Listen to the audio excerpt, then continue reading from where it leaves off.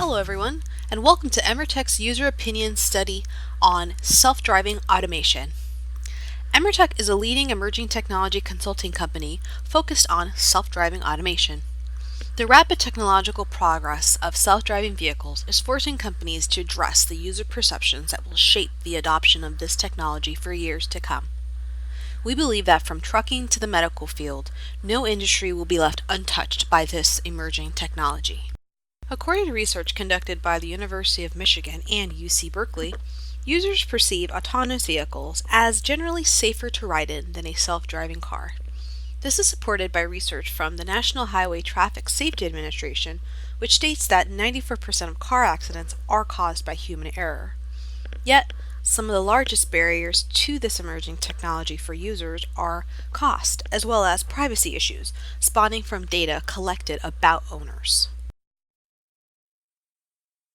In Phase 1 of our study, a client provided a Level 2 semi-autonomous driving vehicle in order to gauge raw, genuine reactions of participants interacting with the technology.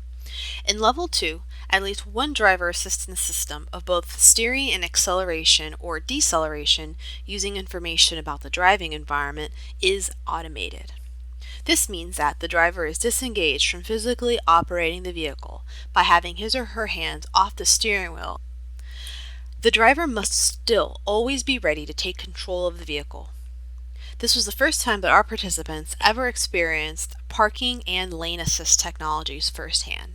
Let's check it out. Because that's not a parallel, that's too big. It's big. It worked the last time, but It might work though. Drive forward towards the Mazda and drive closer. Going into Yeah, Mazda, into the lights. not that close. Like come out some. Come out.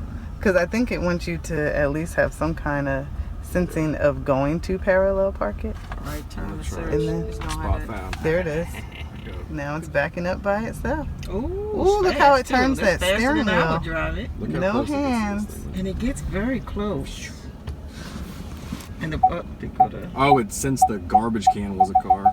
I mean, hey, that's a parallel spot. It Shift the is drive. definitely parallel parking. So then it pulls itself Ooh, forward. It's gonna sharpen it up. Yeah. That is awesome. That is awesome. Wants me to get closer. Too. It's kind of scary too because it gets so close. Yeah. And it's going to back up again. to It correct wants you to keep itself. going. This is drive There it is. forward and stop, shift to reverse. So the car is still correcting itself to have a perfect parallel park. Finished. Oh, And it's wow. now finished. There you go. But you know when again to put in So now it's utilizing the park out feature. The car self-drives itself out of the parallel parking spot. And that's it. Your free card. So while you're driving, you have to tap the feature, or you can tap the feature Like the as first- soon as you sit in the start. car. You Yeah, can as stop soon the as you car. Okay. As soon as you start Yeah. the car. So as soon as you start the car, you have to tap the lane Or changing you feature. can set it to where it's always on. Oh, okay. Is that with the parallel park assist also? You have to set it to work as well? Right, like with the parallel park, you press a button right here. Okay. So once the car picks up the lane, Once it picks up the lanes, you can straight. the lines in the 40 road, miles it an turns hour. green. 40 miles an hour. Now you should be able to slow down and take your hand. See how that's doing the gas? Yeah, that's the. Towards the white line, not the middle line. I want to see. Do it back. It is auto correcting you. Right back into the line.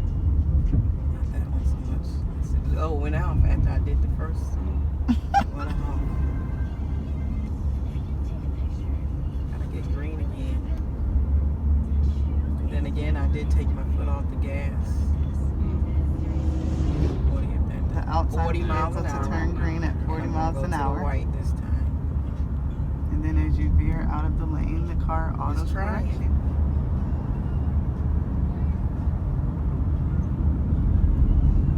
Is it correcting you? Mm-hmm. And it's vibrating. Oh, it corrects and vibrates. When you have those feet. Okay, it's correcting you back into the lane. Put me back. I don't know about. During the second phase of our study, participants were asked several questions relating to their experiences with Level 3 self-driving automation. In Level 3, vehicles still require a driver, but the driver is not required to monitor the situation in the same way as the previous levels. Drivers can transfer safety-critical functions to the vehicle.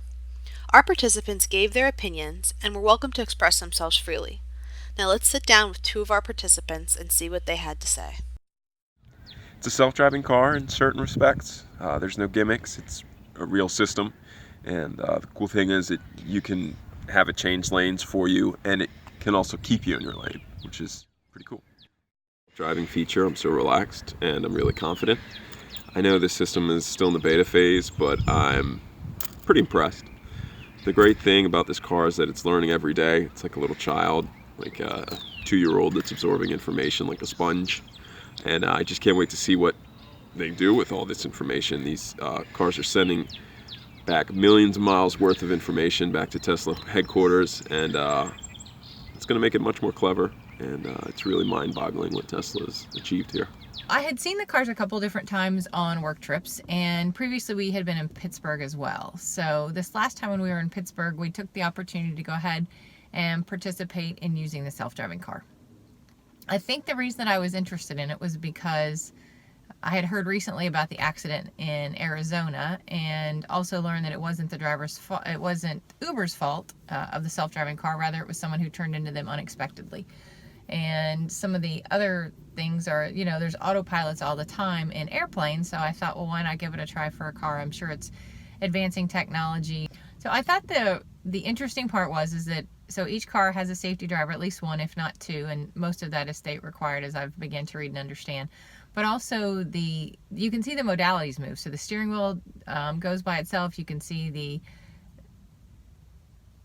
blinker come on. You can see the accelerator. I mean, because I actually kind of sat forward to watch some of the stuff that was going on. So it was pretty neat. So that was interesting.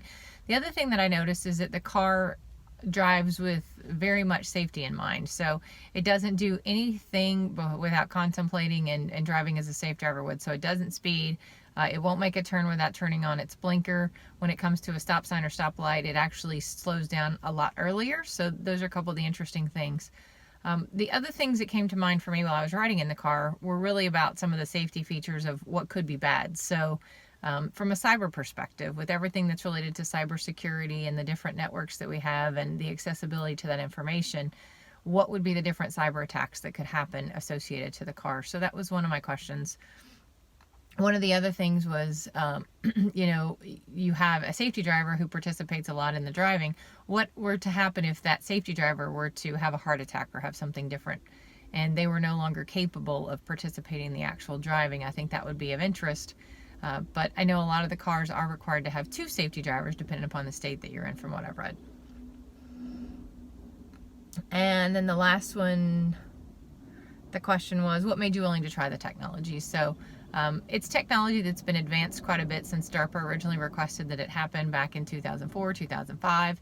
And there's been a lot of work from the Google Maps and those cars and going out and mapping those technologies. So I know about the radars and those types of things. So I just really wanted to experience it. It's one of those new technology things that not everybody has had the opportunity to participate in, but it's good water cooler fodder.